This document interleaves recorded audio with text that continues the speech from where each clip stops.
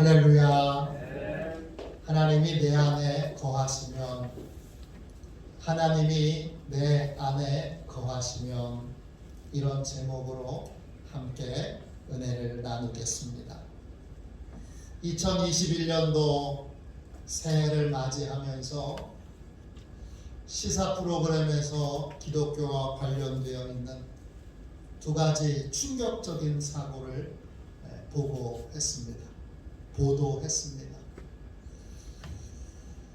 하나는 정인이라고 하는 아이의 사건이고, 다른 하나는 안산 오정환 목사의 사건입니다. 정인이 사건은 기독교 가정에서 자란 젊은 부부가 아이를 입양했다가 학대하여 아이를 죽인 사건입니다. 끔찍한 방법으로 아이를 학대했기에 많은 충격을 주었습니다. 더 충격적인 것은, 그리고 아픈 것은, 이 젊은 부부가 모두 목사님 가정의 자녀들이라는 사실입니다.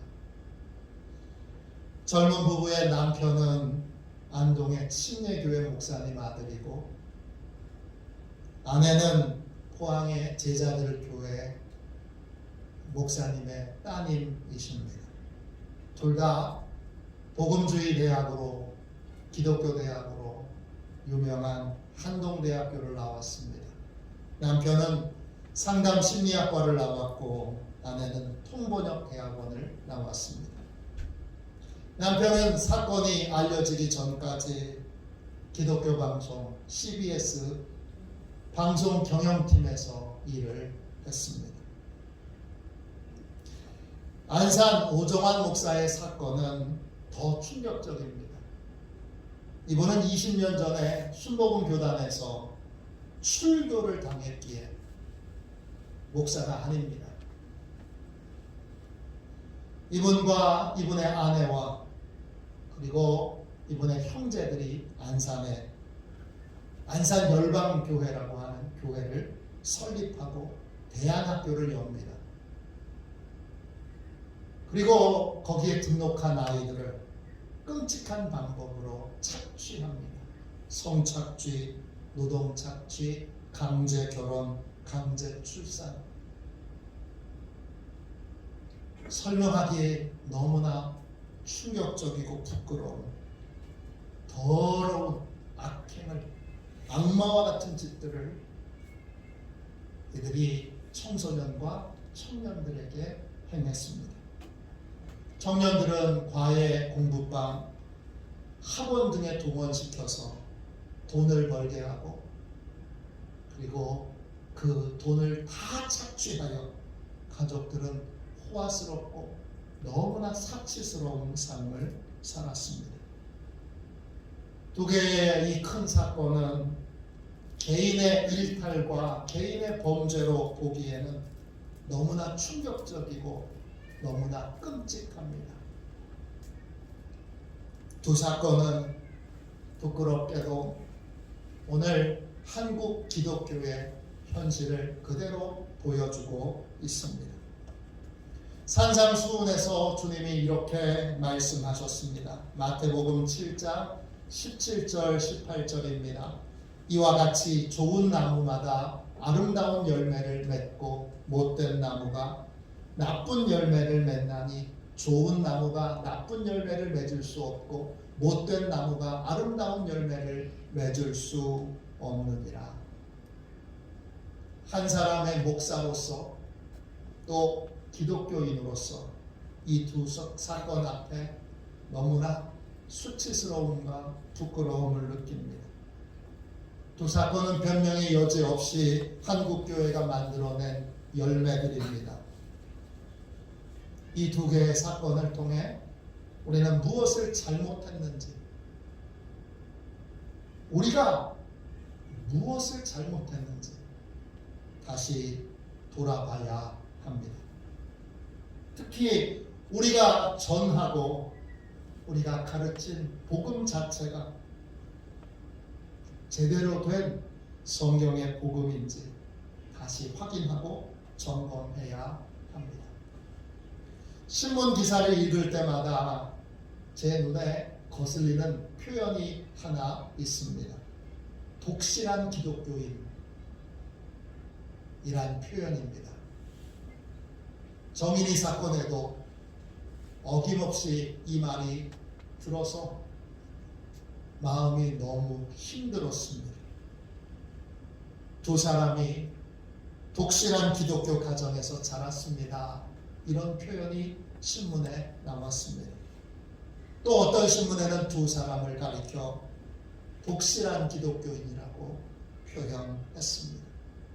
독실하다. 이 말은 한자로 보면 강한 믿음으로 믿음의 열매를 맺는다 이런 뜻입니다. 그 사람이 독실한가 독실하지 않은가는 열매를 통해서 확인해야 합니다. 세상 사람들이 보기에는 주일마다 예배드리고 정기적으로 헌금을 드리면 모두 독실한 기독교인으로 보일지도 모릅니다. 그것 자체가 세상 사람들의 눈에는 결코 쉬운 일이 아니기 때문입니다. 매 주일마다 교회가 매일 교회를 가? 매번 헌금을 드린단 말이야? 어떻게 그럴 수 있어? 세상 사람들이 보기에는 그것이 쉬운 일이 아닙니다. 그러나 성경은 독실하다고 하는 표현의 기준이 다릅니다. 하나님은 참 믿음의 사람인지 아닌지를 다른 기준으로 판단하십니다. 독실한 기독교인, 그 사람이 독실한 기독교인인지 아닌지를 아는 분명한 기준이 우리는 성경적으로 정립되어 있어야 합니다. 성경이 말하는 건강한 기독교인, 건강한 교회, 건강한 성도는 어떤 사람, 어떤 교회입니까? 나는 건강한 기독교인입니까? 우리 교회는 건강합니까? 무엇로 기준을 삼으시겠습니까? 성경은 모든 인간들을 향하여 하나님께로 돌아오라 이렇게 부르고 계십니다. 하나님께로 돌아온 사람은 어떤 삶을 삽니까? 예수님은 모든 인간들을 향하여 거듭나야 한다 이렇게 말씀하셨습니다. 거듭난 사람은 어떤 삶을 삽니까?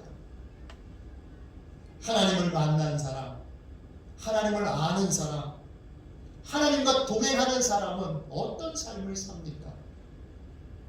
이 모든 사람의 한 가지 분명한 특징이 있다면 무엇입니까? 오늘 읽은 말씀이 그 한 가지 분명한 특징을 우리에게 알려주고 있습니다. 7절, 8절을 보십시오. 7절입니다. 사랑하는 자들아, 우리가 서로 사랑하자. 사랑은 하나님께 속한 것이니 사랑하는 자마다 하나님으로부터 나서 하나님을 알고 사랑하지 아니하는 자는 하나님을 알지 못하나니 이는 하나님은 사랑이심이라. 하나님은 사랑이십니다. 사랑이란 헬라어로 아가페입니다. 뜻은 하나님의 사랑, 선한 뜻, 선행, 자비, 긍휼을 의미합니다. 저는 우리말로 아가페를 번역할 때 사랑보다는 긍휼이라고 하는 말이 더 마음에 와 닿습니다. 하나님의 사랑은 우리를 긍휼히 여겨주시는 것입니다. 이 하나님의 긍휼은 원래 하나님에게 속해 있고 사람들에게는 없는 것입니다. 우리에게는 원래 하나님의 긍휼이 없습니다. 하나님에게 다시 태어날 때 우리에게 비로소 하나님의 긍휼이 생겨나고 우리가 하나님의 긍휼을 알게 됩니다. 하나님을 만난 사람, 하나님과 교제하는 사람, 그 사람 안에 하나님의 긍휼이 있습니다.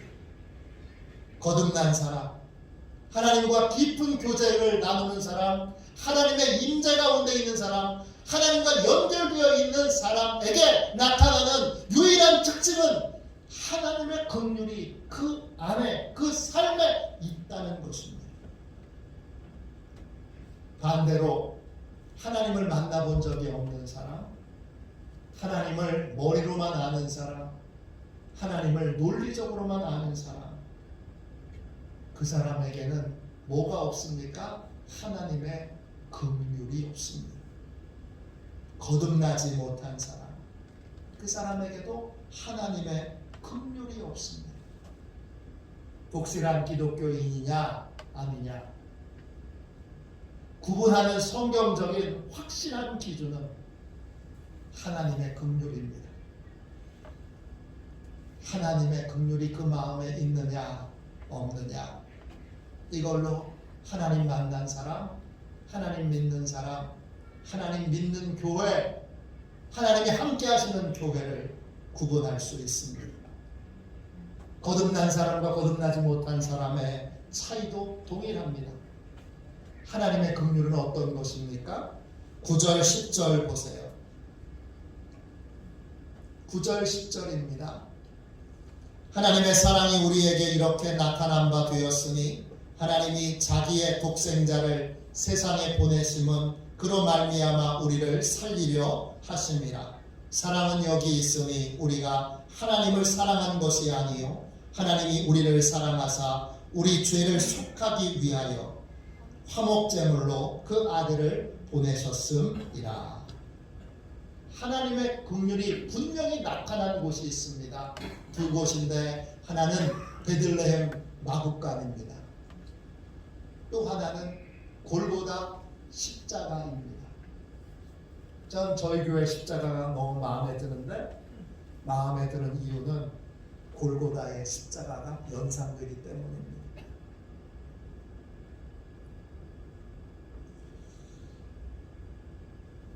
하나님의 긍휼,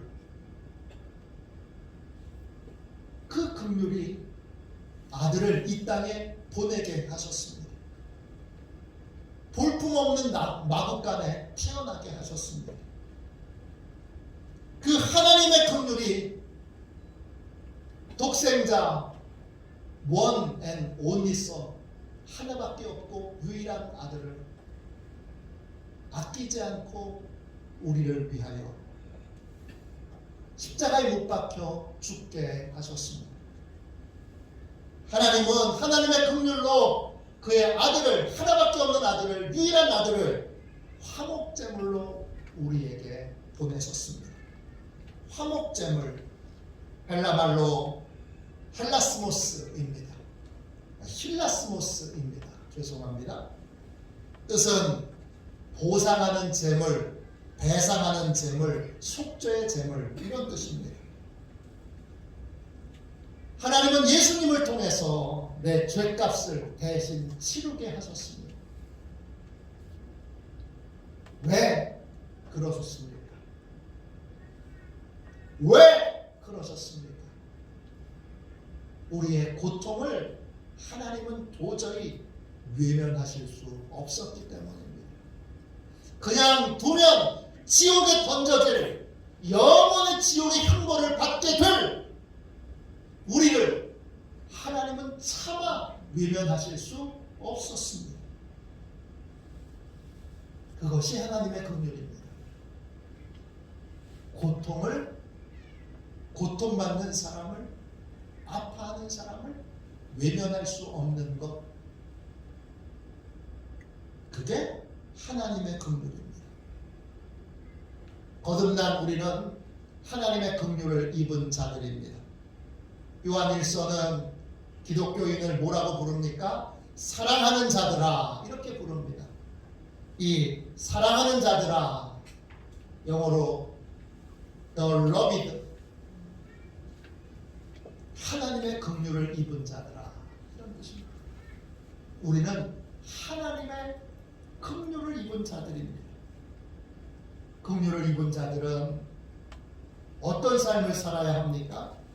마땅히 하나님의 긍휼을 세상에 베풀어야 합니다. 11절 말씀 보세요. 사랑하는 자들아, 하나님이 이같이 우리를 사랑하셨은즉 우리도 서로 사랑하는 것이 마땅하도다. 마땅하도다 했습니다. 마땅하다는 말은 헬라어로 오펠리오입니다. 뜻은 은혜를 입다, 빚이 있다, 책임져야 한다, 해야만 한다, 이런 뜻입니다. 하나님의 긍휼을 입어 구원받은 사람은 마땅히, 당연히 하나님의 긍휼을 세상에 베풀어야 될 책임이 있습니다. 이게 긍휼을 입은 자의 마땅한 도리입니다. 교회가 해야 될 일이 뭡니까? 그리스도인들이 세상에 해야 될 일이 뭡니까? 교회와 세상이 세상 끝날까지 마땅히 해야 될 일은 하나님의 긍휼을 세상에 조건 없이, 값 없이, 대가 없이 베푸는 것입니다. 12절 말씀 보세요. 어느 때나 하나님을 본 사람이 없으되 만일 우리가 서로 사랑하면 하나님이 우리 안에 거하시고 그의 사랑이 우리 안에 온전히 이루어지느니라. 아무도 하나님 본 사람 없습니다. 눈으로 하나님 볼 수 없기 때문입니다. 그러나 우리가 하나님을 세상에 보여드릴 수 있습니다. 세상 사람들이 하나님을 보게 할 수 있습니다. 어떻게 할 때 하나님을 볼 수 있습니까? 우리가 서로 사랑할 때, 우리가 서로 긍휼을 베풀 때, 우리가 세상에 긍휼을 베풀 때, 조건 없이, 대가 없이 긍휼을 베풀 때 비로소 우리 안에 하나님이 계시는 것을 세상 사람들이 보게 됩니다. 우리가 죽을 때까지 해야 될 일, 그건 하나님의 긍휼을 세상에 전하는 일입니다. 하나님의 긍휼을 세상에 전할 때 하나님의 긍휼은 온전하게 됩니다. 12절에 그의 사랑이 우리 안에 온전히 이루어지느니라 했습니다. 이때 온전히 이루어진다라는 말, 온전히 이루어진다라는 말은 헬라어로 텔레이오입니다. 뜻은 성취되다, 이루다, 목적에 도달하다, 숫자를 채우다, 완전하게 되다, 이런 뜻입니다. 예수님이 십자가에 못 박히셔서 맨 마지막에 다 이루었다 하셨습니다. 이건 헬라어로 텔레오입니다. 어원이 같은 단어입니다. 예수님이 십자가에서 하신 일이 뭡니까? 끝까지 하나님의 긍휼을 베푸는 것입니다. 생명을 내어주는 하나님의 긍휼로 끝까지 하나님의 긍휼을 베풀다 가셨습니다. 나는 하나님의 긍휼을 끝까지 다 베풀었다. 더 이상 베풀 것이 없도록 다 베풀었다. 이게 텔레오입니다. 성도와 교회가 해야 되는 일도 동일합니다. 우리도 다 남김없이 텔레오, 이 하나님의 긍휼을 세상에 베풀어야 합니다. 초대교회 성도들은 하나님의 긍휼에 반응하며 살았습니다. 성령 충만한 그들이 어떤 삶을 살았습니까? 사도행전 2장 45절에 또 재산과 소유를 팔아 각 사람의 필요를 따라 나눠주며 그랬습니다. 성도들은 다른 성도들의 필요에 반응을 했습니다. 저 사람에게 저게 필요하네, 이 사람에게 이게 필요하네. 필요할 때 외면하지 않았습니다. 뭐 했습니까? 긍휼을 따라 그들의 필요를 나눠줬습니다. 이게 거듭난 사람의 모습입니다. 이게 성령 충만한 교회의 모습입니다. 사무엘상 11장 1절부터 7절에 보면 사울 왕이 타락하기 전에 어떤 사람이었는데가 나옵니다. 그는 성령 충만한 사람이었습니다. 그가 성령 충만했을 때 암몬 사람 나하스가 길르앗 야베스라고 하는 지역을 공격해 왔습니다. 길르앗 장로들은 도움을 청하기 위해 길을 나섰다가 성령 충만한 사울을 만납니다. 사울은 아무 근심, 아무 걱정 없이 편안하게 살고 있었습니다. 그런데 길르앗 야베스 사람들의 고통을 듣고 안타까운 소식을 듣고 그는 즉각 전쟁에 참여하기로 결단합니다. 그래서 자기의 손을 잡아 각을 떠서 각 지파에 보내서 모든 지파가 전쟁에 참여하도록 독려합니다. 모든 지파가 한마음 한뜻으로 이 길르앗 야베스 사람들을 구하기 위하여 전쟁에 참여합니다. 성령 충만한 사람. 사울도 성령 충만할 때는 하나님의 긍휼이 그의 인생에 흘렀습니다. 긍휼은 대가 없이 희생하는 것입니다. 긍휼은 대가 없이 기도하는 것입니다. 긍휼은 대가 없이 헌신하는 것입니다. 거듭난 가정, 거듭난 교회, 거듭난 영혼에게는 하나님의 긍휼이 흐릅니다. 하나님의 긍휼이 두려움을 이기게 하고 상처를 이기게 하고 분노를 이기게 합니다. 매번 긍휼을 베풀어도 고마워할 줄 모르는 사람에게 감정적인 상처를 받고 분노하다가도 하나님의 긍휼이 그걸 이기고 다시 베풀게 합니다. 다시 나누게 합니다. 다시 섬기게 합니다. 다시 기도하게 합니다. 하나님의 긍휼이 모든 것을 이기고 조건 없이 희생하게 하고 조건 없이 헌신하게 하고 조건 없이 기도하게 하고 조건 없이 베풀게 하는 것, 그것이 거듭난 그리스도인의 특징입니다. 지금 우리에게는 하나님의 긍휼이 흐르고 있습니까?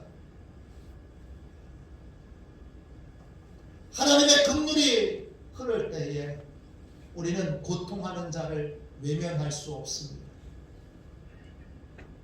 나만 편하고 나만 안전하고 나만 괜찮으면 돼, 이런 생각을 품을 수가 없습니다. 왜? 하나님의 긍휼이 우리의 심령을 움직이고 있기 때문입니다.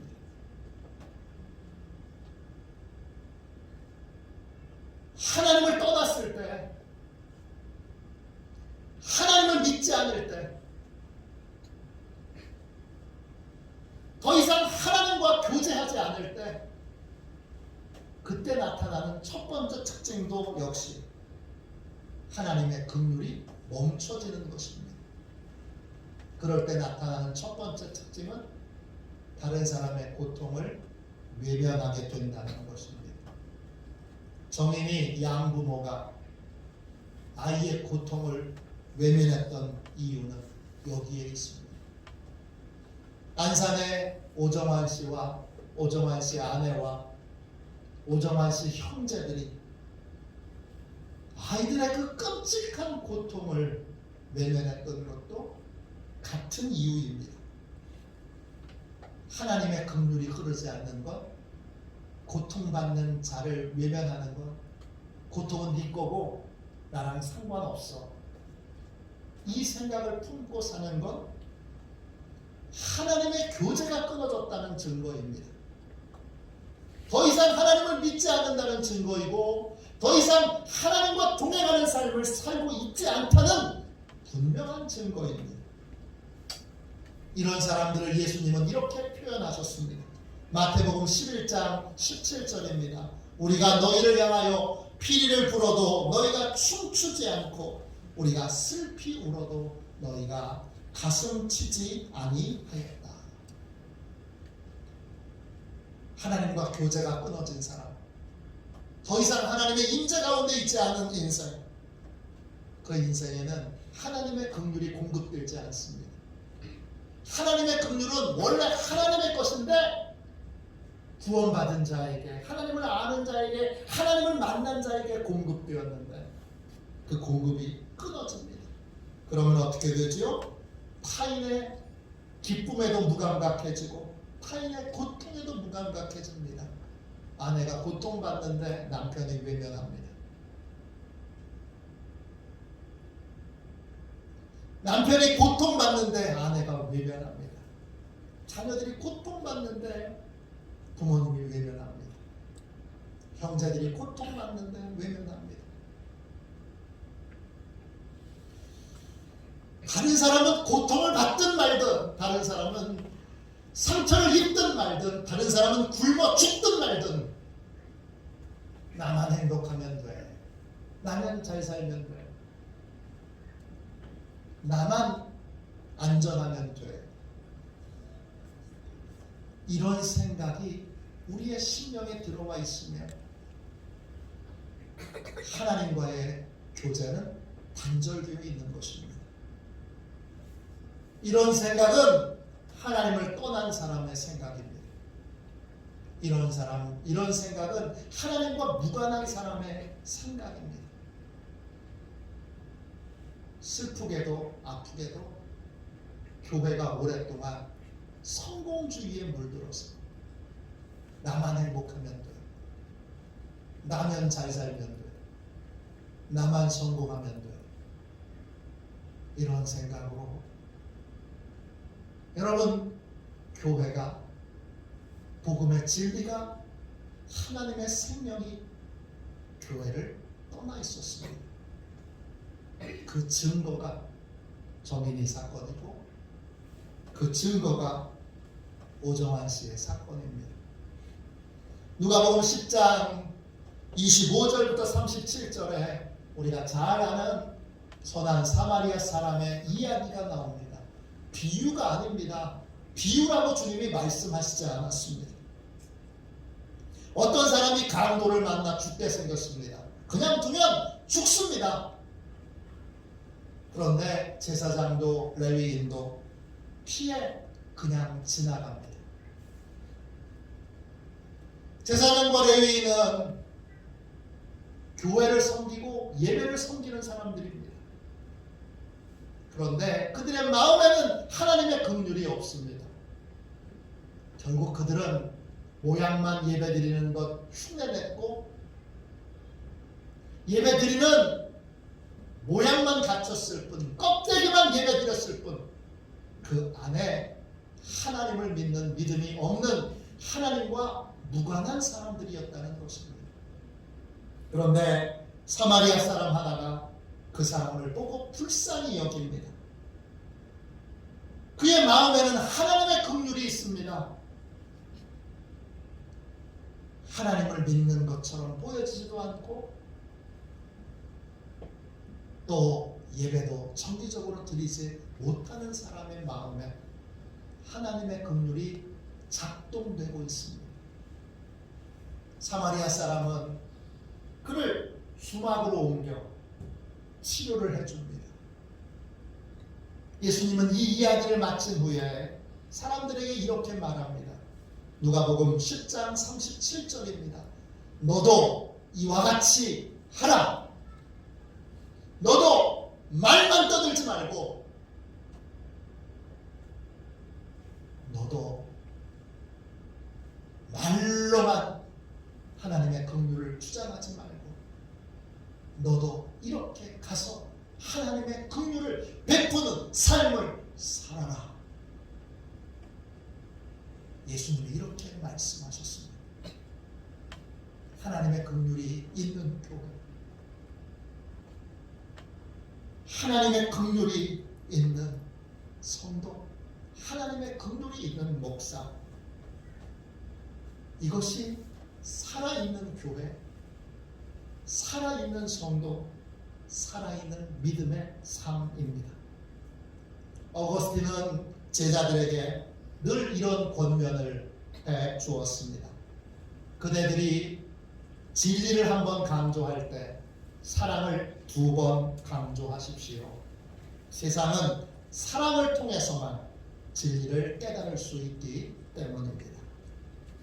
세상 사람들은 성도들의 사랑, 성도들의 긍휼을 통해서만 복음을 체험하게 됩니다. 성도들이 하나님의 긍휼을 따라 살 때, 우리가 서로 사랑할 때, 우리가 서로 긍휼히 여겨 서로의 필요를 채울 때, 서로를 위해서 눈물로 기도할 때, 세상을 향하여 조건 없이 하나님의 긍휼을 베풀 때, 그것을 보고 십자가의 복음, 십자가의 은혜를 체험하게 됩니다. 일본에서 있었던 일입니다. 일본 북단에 아오모리와 북해도를 오가는 유람선이 침몰했습니다. 승객들은 다 꼼짝없이 바다에 빠져 죽게 생겼는데 벽에 마지막 구명조끼가 달려 있습니다. 이 구명조끼를 탁 붙잡은 사람은 외국 선교사님이셨습니다. 선교사님은 구명조끼를 붙잡고 마지막 남은 구명조끼에 붙잡고 감사기도를 드린 다음에 옆에 그 구명조끼를 바라보는 남자에게 구명조끼를 건네면서 이렇게 말합니다. 저는 이미 예수님을 영접했기에 지금 죽어도 천국 갑니다.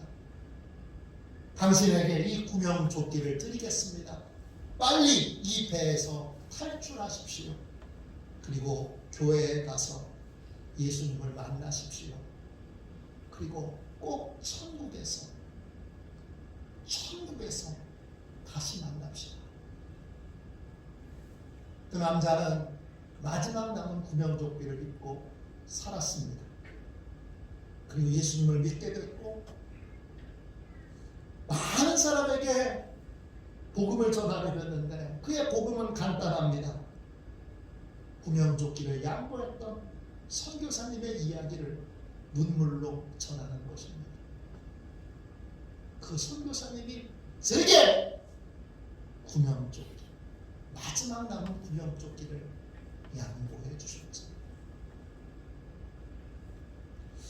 1985년 11월 14일 남중국해 한국 원양어선 광명 87호가 베트남에서 온 보트피플 4톤짜리 작은 목선을 발견하게 됩니다. 그 목선에는 베트남을 탈출한 96명의 사람이 타고 있었습니다. 엔진은 멈췄고 기관실에는 물이 들어와 차 있습니다. 먹을 것과 마실 것은 이미 오래전에 떨어졌고 외면하면 96명은 꼼짝없이 그냥 죽게 생겼습니다. 전재용 선장이 본사에 연락을 해서 구할까요? 그랬더니 본사에서 정치적인 분쟁이 있을 수 있으니까 모른 척하고 외면하고 그냥 귀향하라, 이런 지시를 내립니다. 그런데 선장이 그들을 그냥 외면할 수가 없습니다. 어떻게 하면 좋을까? 그렇게 고민하다가 결국 그들을 구조하게 됩니다. 그리고 이 96명을 그 배에 태워서 열흘 동안 항해를 해서 부산에 도착하게 됩니다. 96명은 부산 임시수용소에 있다가 미국으로 가서 미국 땅에 정착을 하게 됩니다. 그런데 96명을 구했던 전재용 선장은 어떻게 됐을까요? 회사에서 해고당합니다. 다른 회사에서도 받아주지 않습니다. 결국 선장의 꿈을 접고 양식업을 하며 살아가게 됩니다. 미국으로 건너간 베트남 사람 중에 피터 누엔이라고 하는 사람이 있습니다.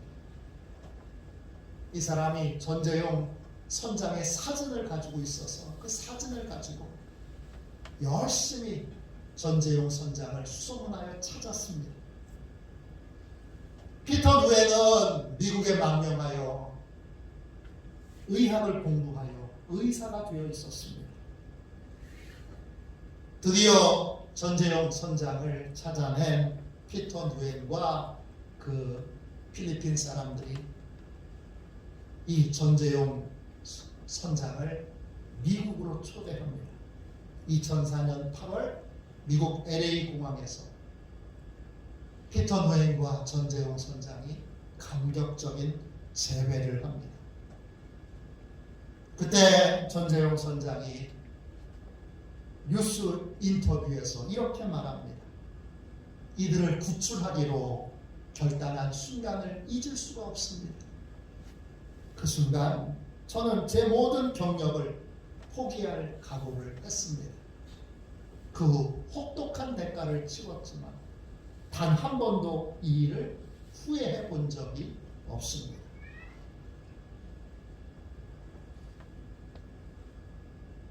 이게 긍휼입니다. 이게 하나님이 보기를 원하는 긍휼입니다. 긍휼을 베풀기 위해 손해보신 적이 있습니까? 긍휼을 베풀기 위해 낮아지신 적이 있습니까? 긍휼을 베풀기 위해 모욕을 당하고 멸시를 당하고 조롱을 당하신 적이 있습니까? 그런 경험이 있으시면 그분은 십자가의 주님과 함께 동행한 귀한 분들입니다. 우리는 긍휼을 하나님께 받았기에 마땅히 세상에 긍휼을 베풀어야 합니다. 거듭난 그리스도인, 거듭난 교회가 세상 끝날까지 해야 될 일은 딱 하나, 하나님의 긍휼을 베푸는 것입니다. 하나님의 긍휼은 대가 없이 희생하는 것입니다. 대가 없이 기도해 주는 것입니다. 대가 없이 헌신해 주는 것입니다. 올해 코로나가 대구에 창궐할 때 저희 교회도 대구에 소독 기계와 또 의료용 장갑을 보냈습니다. 저희 교회 수준에서는 꽤 큰 금액을 보냈습니다. 대구에서 고맙다, 감사하다, 카톡 딱 한 번 오고 아무것도 없습니다. 그래도 또다시 어려운 일이 생기면, 또다시 힘든 일이 생기면, 또다시 고통스러운 일이 생기면 우리는 다시 보낼 겁니다. 우리는 다시 할 겁니다. 알아주지 않아도 할 거고, 때때로 그렇게 하여 다른 사람이 오해를 사서 우리에게 상처를 주어도 할 겁니다. 왜냐? 우리는 하나님의 긍휼을 입은 사람들이기 때문입니다. 하나님의 긍휼은 대가 없는 희생을 받게 합니다. 하나님의 긍휼은 모든 상처를 이기고 모든 두려움을 이기고 조건 없이 헌신하게 하고 희생하게 만듭니다. 하나님은 지금 그런 교회를 보길 원하십니다. 코로나 이후에 하나님은 그런 교회가 이 조국 대한민국에 세워지기를 원하십니다. 우리가 어느 순간에도 하나님의 긍휼이 흐르는 삶을 살 수 있도록 기도해 주십시오. 목사가 언제든지 하나님의 긍휼로 움직이는 목사가 될 수 있도록, 바보 같은 목사, 베풀 줄밖에 모르는 목사, 그런 목사가 될 수 있도록 기도해 주십시오. 우리 교회가 그런 하나님이 찾으시는 바로 그 교회, 우리 교회 성도들이 자신의 이익만을 얌체같이 챙기는 그러한 이기적인 사람들이 아니라 하나님의 긍휼을 입을 자로 긍휼을 베푸는 그러한 성도들이 될 수 있도록 기도해 주십시오. 우리는 그러한 교회, 그러한 성도, 긍휼이 흐르는 나라를 세우도록 하나님께 부름을 받았습니다. 우리 모두가 다 그 일에 기쁨으로 참여하고 그 일을 위하여 더욱 뜨겁게 이 부끄러운 일들을 만날 때마다 다시 한번 새롭게 결단하는, 다시 한번 더 뜨겁게 그런 삶을 살기로 그렇게 하나님께 부르짖어 기도하는 복된 인생들이 다 되시기를 주님의 이름으로 축원합니다. 우리 함께 항상 진실있게 우리 찬양하고 우리 통성으로 하나님의 긍휼이 흐르는 성도, 하나님의 긍휼이 흐르는 가정, 하나님의 긍휼이 흐르는 교회, 하나님의 긍휼이 흐르는 나라가 될 수 있도록 같이 기도하겠습니다.